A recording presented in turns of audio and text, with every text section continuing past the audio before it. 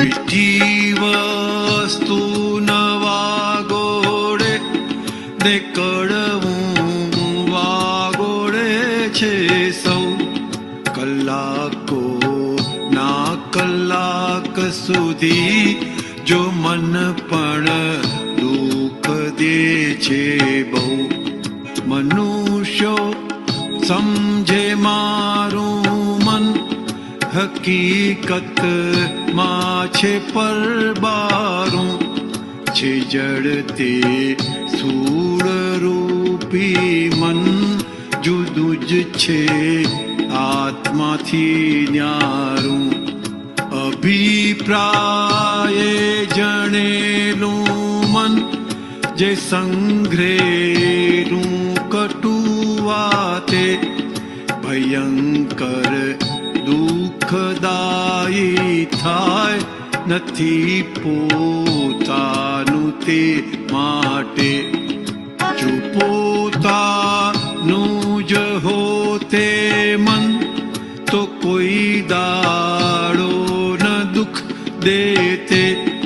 જ્યાં પરને માન્યા પોતાના અને તેથી જ વેદે છે. ચડ્યું છે મન જો વંટોળે ભીતર વાયુની વિષમતા. બુદ્ધિ બગડી અહમ અંધે મહી વાયુ છે અક્ષમતા. પ્રકૃતિ ઉદ્ગલી જણશો પરાધીન ચાલે પર સતે. હવા પાણીને આહારે ભર્યું જે તે નીકળશે. ઇમોશનલ કરતી જે મન ગાંઠ છે ચીકણા અહમ જણિયા પળ. બહુરા એ દ્વેષે ઘૂંટ્યા અનેકા આવરણી સ્વચ્છંદ. અકેકા પળ ઉખડતા જોય ઘણી ફેર આવે કંટાળો. તે દોષો ડુંગળી જેવા છે ઝેરી વિષય કાંટાળો. મનોચિત્ત બેવું ભેગા થઈ તરંગો ને કરે ઉત્પન્ન. કપોળ કલ્પિત ગગન ઘોડે અનંતા ચિત્ર ઘડતા સ્પંદ. જય સચ્ચિદાનંદ. આ મનના સંબંધમાં જે દાદાએ બધા સિદ્ધાંત ખુલ્લા કર્યા, હકીકત ખુલ્લી કરી, તે આ પદમાં કવિરાજશ્રીએ બહુ સારી રીતે મૂકી દીધું છે. એમનાથી સરસ રીતે મુકાઈ ગયું છે. જોવા મળે તો આ કોકની સારી વસ્તુ જોઈએ, 98% સારી વસ્તુ હોય ને 2% ખરાબ વસ્તુ હોય, નબળાઈ હોય, આપણે જોઈએ કે આપણું મન બીજાના માટે એમનું એ 2% અવડું જ વાગોડ કરે. એવું નથી જોયું? આપણે જોવા મળે. અને દાદાએ એનાથી ઊંધું કર્યું. શું કર્યું?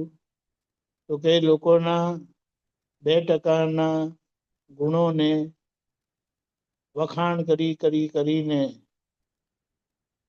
એવી શક્તિ પ્રગટ કરી સામાનામાં કે પછી એ 98 એમની ખામીઓ, નબળાઈઓ જીતી લીધી. એટલે દુનિયાથી ઊંધી દ્રષ્ટિ જ્ઞાનીઓની હોય, અહીંયા આપણને ખબર પડે છે. એટલે મન માટે પહેલા તો કહી દીધું કે મન બિલકુલ ફિઝિકલ છે, જડ છે એમ કરીને કીધું. એમાં ચેતનતા કોઈ જાતની નથી. અને એ મનની જોડે એકાકાર પણ સહેજે મનુષ્યને હોય છે, એટલે એના કયા પ્રમાણે ચાલી જ જવાના છે. અને અહીંયા દાદાએ ખુલ્લું કર્યું કે આપણે કહીએ છીએ મારું મન. મારું કરીને શબ્દથી જ્યાં જે કંઈ પણ આપણે કરીએ કહીએ, વસ્તુ હોય કે વ્યક્તિ હોય, એ આપણું નથી, આપણે એનાથી જુદા છે. એટલે કીધું હકીકત છે પરબારું, એટલે કે જુદું છે જડ. તે સ્થૂળ રૂપી મન આત્માથી તદ્દન ન્યારું છે. એટલે જે ચેતનતા આત્મામાં છે એવી ચેતનતા મનમાં નથી. પછી કીધું કઈ રીતે મન બંધાય છે, કે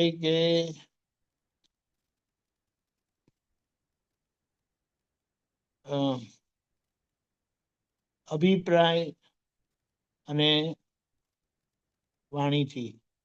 કે અભિપ્રાય ફાધર છે અને લેંગ્વેજ મધર છે. અભિપ્રાય વાણીમાં વ્યક્ત થયો તે એનાથી મન બંધાઈ જાય છે. અને આ રીતે પછી જ્યારે એનું પરિણામ આવે ત્યારે સંજોગો કંઈક હોય અને આપણી માન્યતા છે એ માન્યતા પ્રમાણે આપણને મન બતાડે, એટલે ગૂંચવાડો થાય.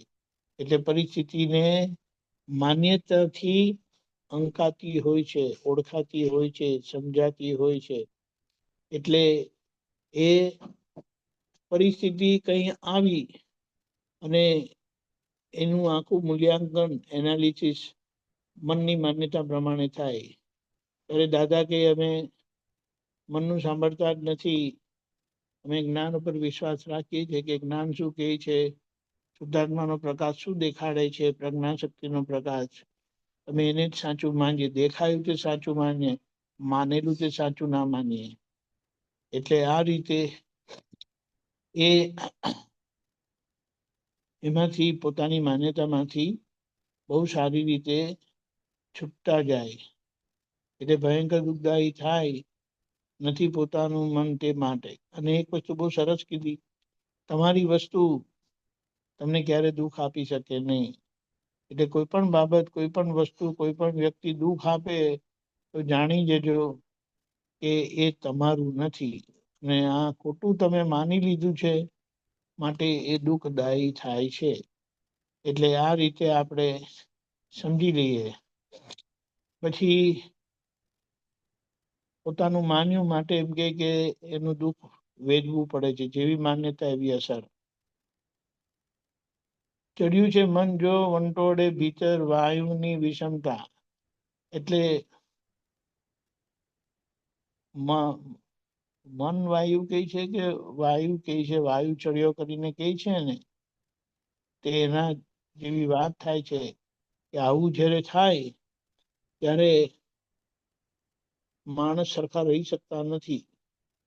એટલે મન વંટોળે ચડે ત્યારે એ વાયુની વિષમતા એટલે પોઈઝન, એટલે અસરો કરે જબરજસ્ત.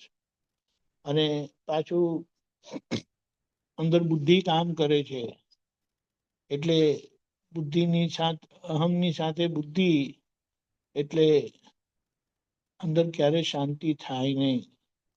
એટલે કીધું મન કા ચલે તન તાકો સર્વસ્વ જાય, કબીર સાહેબે કીધું. પણ એની સ્પષ્ટતા વિશેષમાં દાદા ભગવાને આ રીતે કરી અને આપણને ચેતવી દીધા કે અમારું મન અભિપ્રાય રહિત, ગાંઠો રહિત, ગ્રંથિ રહિત થયું છે.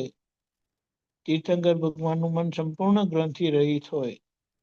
દાદા કહે કે અમારું મન ઓલમોસ્ટ એમના જેવું થઈ ગયું. એટલે સમજાવતા કીધું તીર્થંકર ભગવાનનું મન કેવળ જ્ઞાન પામેલા માટે એ સમય વર્તી થયું. દાદા કહે કે અમારું મન અવસ્થા વર્તી થયું છે. હવે અવસ્થા વર્તી અને સમય વર્તીમાં દાદાની ભૂમિકામાં લાંબો ફેર નથી. પણ આપણે આ તો સમજવાનું કે એવા દાદા આપણને મળ્યા છે, એવી સમજણ આપણને મળી છે, તો સમજણથી જીવી જતા આ બધા જ બાકીના કર્મો પાર થઈ જશે. અને એ પાર થયા કે બધા કર્મોનું જે માન્યતા રૂપે આવરણ છે તે ખસી જતા શુદ્ધાત્માનો સ્પષ્ટ અનુભવ થશે. આગળ આપણે ફરી જોઈશું. જય સચ્ચિદાનંદ. આખા દિવસના પ્રોગ્રામમાં સવારે 6:30